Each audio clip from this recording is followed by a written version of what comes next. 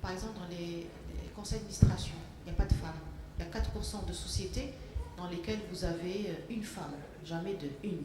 4% des sociétés cotées au Maroc ont une seule femme au conseil d'administration. Donc on milite beaucoup pour augmenter le ratio via un quota. Bien sûr, on ne va pas demander 50%, ça n'a pas de sens.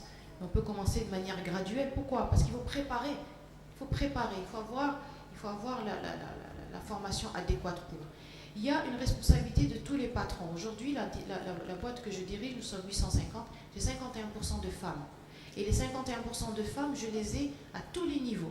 C'est aussi bien au comité exécutif qu'au niveau de la base.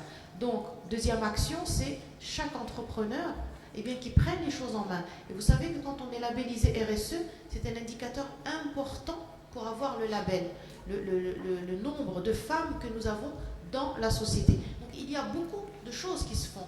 On est en train de travailler sur le quota dans les conseils d'administration. La RSE, elle est là pour pousser les grandes entreprises justement à faire monter en compétence les femmes.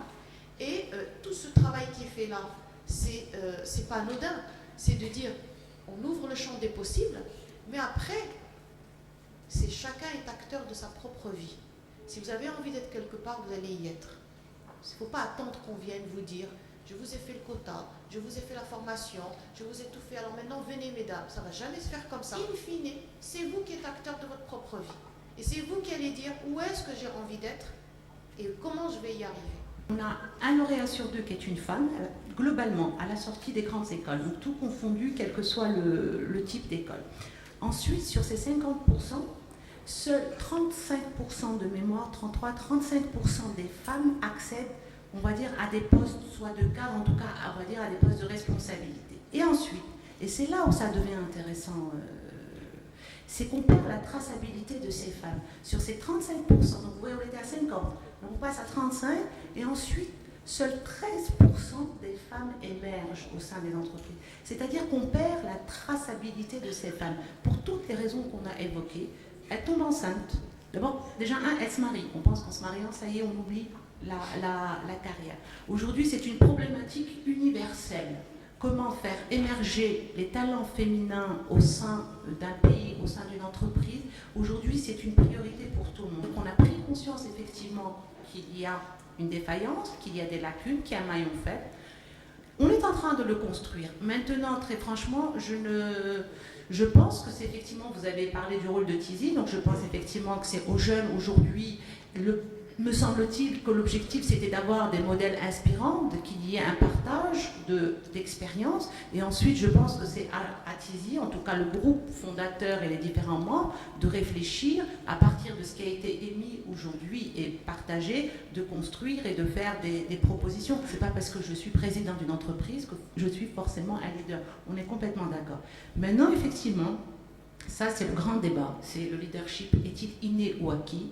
Il y a beaucoup d'écoles. Certains vous disent effectivement, on est leadership. Quand on sort du ventre de sa maman, pour un certain nombre de raisons, on est déjà, on est le meneur. On a des révélations, souvent c'est des personnalités aussi les plus timides, qui étaient les plus réservées, qui peuvent émerger. Donc il n'y a pas, si vous voulez, d'effet systématique.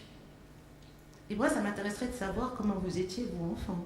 Est-ce que vous étiez meneuse? Sans doute que oui. Et là où effectivement interviendra le leadership féminin, c'est que la femme, elle ne voit pas qu'à court terme, elle voit beaucoup plus à long terme.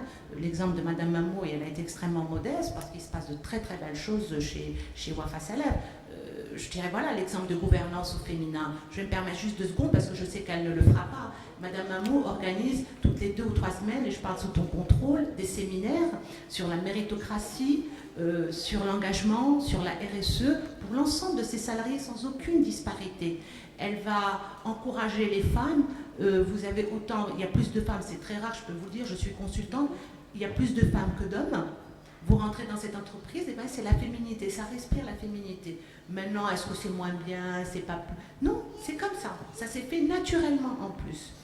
Donc si vous voulez, voilà toutes ces choses qui font la spécificité d'un leadership qu'on est en train de construire. Nous, on a un leadership à nous qui n'a rien à voir avec le leadership américain féminin. Nous, on a le facteur qui est très important, qui est la religion, on a la culture, on a les langues, on a un certain nombre de spécificités, et je crois que ce serait prétentieux qu'il y ait aujourd'hui quelqu'un qui puisse vous dire le leadership féminin marocain, voilà, il est comme ça ou il sera comme ça. Très franchement, on est en train de construire. Et c'est vous qui allez le construire, c'est pas nous, c'est vous.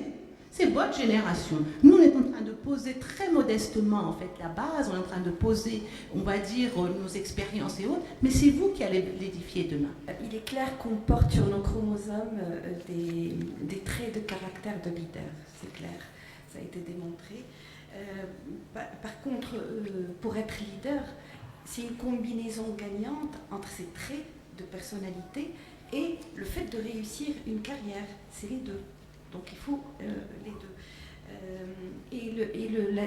Je pense, enfin bon, il y a plusieurs définitions du leadership féminin, mais une des définitions, c'est le leadership féminin qui veut changer les choses pour les femmes. Par rapport aux chiffres des femmes, en médecine, un chiffre à enregistrer avec plaisir, il y a 67% de filles à la faculté de médecine. J'ai oublié de dire que j'étais un pur produit de l'école marocaine. J'en connais pas mal de femmes leaders qui viennent de l'école marocaine. Je pense que l'enseignement a eu sa chute et maintenant je pense qu'on va remonter et qu'il y a une conscience qui est prise par tout le monde.